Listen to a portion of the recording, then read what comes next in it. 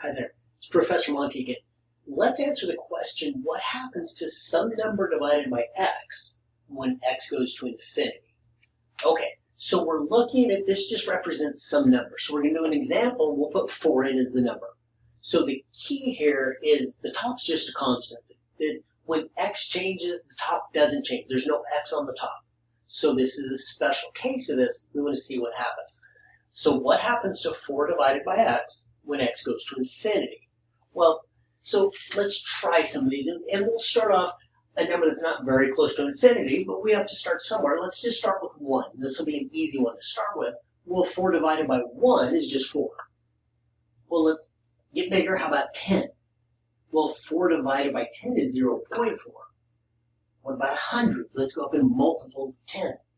Well, 4 over 100, 4 100ths, 0.04. What about 1,000?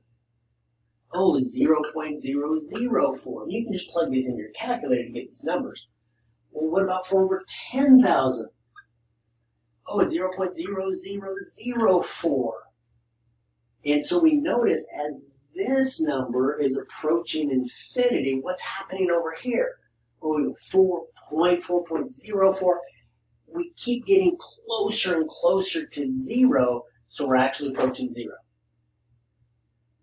And so we could say something like, as x approaches infinity, 4 over x approaches 0. And that's always going to be the case if you have some constant over just x. When x gets big, the denominator gets really big, making the fraction really small. How small? Well, it gets closer and closer to 0 the bigger x gets.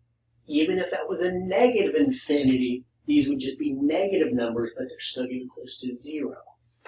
All right, so practice this. It's not a terribly hard idea, but it's an important concept to understand and to keep with you and carry forward as we learn more things.